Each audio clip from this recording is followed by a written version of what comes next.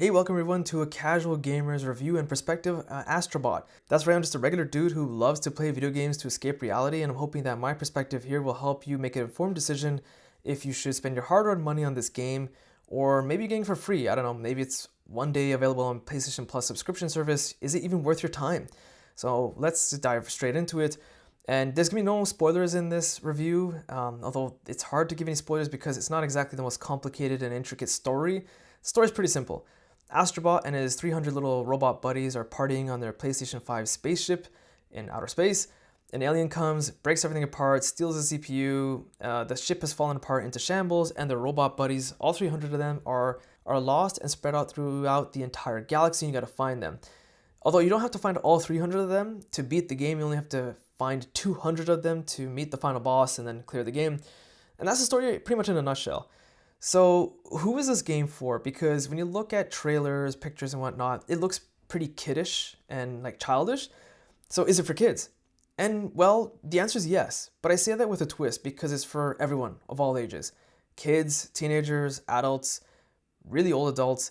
Like I'm in my 30s and I beat the game in about 10 hours and I found it thoroughly enjoyable. It was a really fun game, and now I've informed my son that, hey, I bought this game you're really looking forward to. He's 6 years old and he's gone bananas on it. He's thoroughly enjoying it himself as well. The game is designed to escape from reality. Like most video games have an intention and purpose, but what's different here is you can tell that the developers themselves love to play video games, that there's a passion for what they do. Because this game doesn't have humans.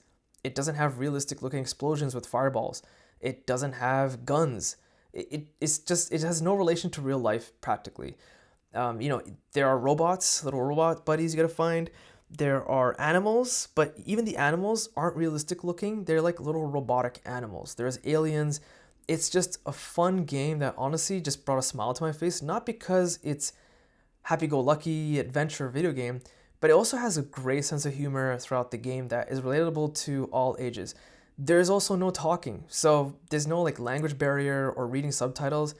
All the humor is done in a silent manner, kind of like Mr. Bean or Charlie Chaplin. It's really well done.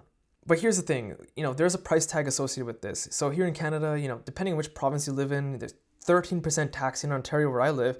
This game can cost up to $80 Canadian. In the US, it can be cheaper, of course, maybe closer to $60, $70. Is it worth your money? I would say for most people, yes, but no game can satisfy everyone in the world. It's just not possible. But who is this game not for? I think that's a more appropriate question because this game will appeal to the masses. Well, who's it, that small chunk of people not going to appeal to? If you're someone who just buys games just for the sake of buying them and wants to check a box and say, yeah, I played this, on to the next one, don't do that. You're just going to ruin the experience here. You should pick up this game to really sit down and explore these little worlds and planets. There are a variety of them. There are dozens of different themes. There's a lava planet, snow planet, forest planet, water planet. The visuals are beautiful. It's a beautiful game despite it looking kind of cartoonish and 3D-ish. It is a visually stunning game, especially the areas you explore. I played on an OLED TV, and man, it looks superb. The planets themselves are pretty linear in a pathway, but there are some little areas you have to explore. You have to find a hidden ledge that'll potentially lead you to a hidden planet in a hidden galaxy. But this game's not difficult. There's no difficulty setting. There's no easy, medium, or hard. It's just a flat type of difficulty setting, and it's just designed to be fun. But if you're like not a fan of platforming games and happy-go-lucky games, you want to play, I don't know, horror games that are scary or first-person shooter, maybe avoid this. And if it ever becomes like part of PlayStation Plus subscription or someone gives it to you for free to try out, then give it a shot and see what you think. I think it's gonna be a very small chunk of people that are not going to enjoy this game, and that's fine, to each their own. That's completely cool with it. It took me about 10 hours to beat this game, and honestly, I still tempted to go back, and I found about 220 of his robot buddies. I'm tempted to go back and play it again and find more puzzle pieces and more of his robot friends because it's just a good, fun game that, has some pretty darn good replay value. In my situation, my son, who's 6 years old, I told him, hey, I beat the game, I bought it, this is the game you wanted to play, and he's playing it now. But he gets stuck. And it's fun for me and him to play together. I'd much rather him play this game and use some thought process and thinking trying to solve these puzzles than to watch a YouTuber play video games for like an hour straight. Kind of like a zombie. At least this way he's thinking and him and I are spending time together. It's fun. So there's definitely replay value if you have children, your parent, guardian, whatever, play it together, you'll have a lot of fun with it. Trust me, it'll last you a good chunk of time. It's definitely worth the money despite the 10-hour-ish playthrough runtime to complete it. And there's a lot going for it. So I mentioned there's hidden worlds. You got various powers throughout the game. Some of these powers will repeat. You'll get them more often than once or twice, but that's okay. They're very fun, very well done, super enjoyable. The time slowdown one is my favorite one by far. And there's a couple of items that a lot of reviewers don't talk on, and I think that there's some of the greatest strengths of this game. One is the music. The soundtracks of the various worlds are really upbeat and fun. Like there's one where, again, not really a spoiler because it's been shown on across YouTube heavily. There's this plant you have to climb up and he's rapping throughout the level. It's hilarious and it's fun.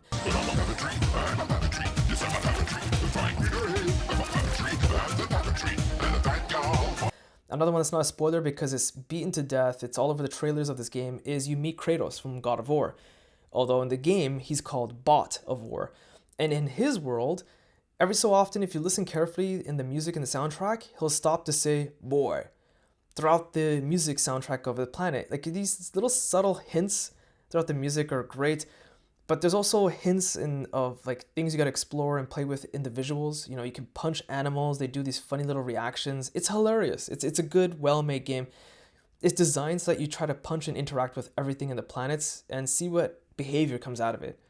Another star I'm not really showing you and a lot of people don't talk about enough is the controller.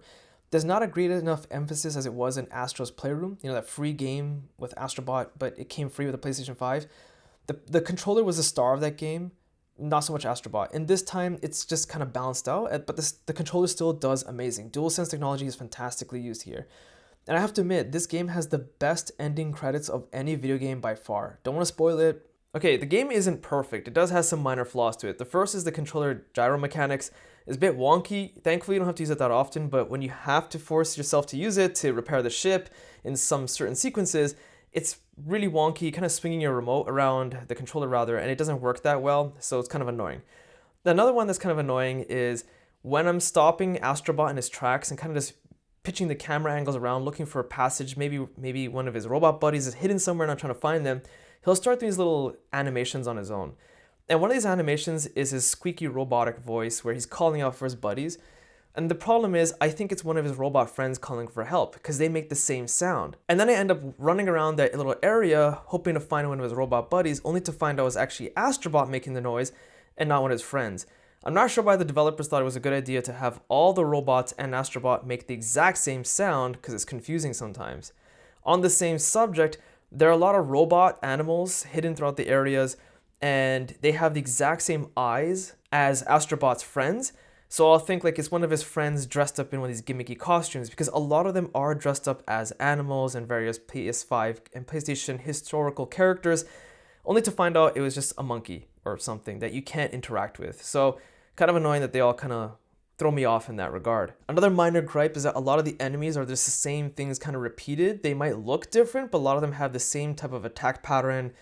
They're not that unique. There's not too many different types of enemies to fight. Although admittedly, there are some mini bosses and main bosses that are a bit more versatile in combat. And the last little gripe is annoying at first, but honestly, you get accustomed to it. And that's how many historical references there are to Sony, PlayStation historical items.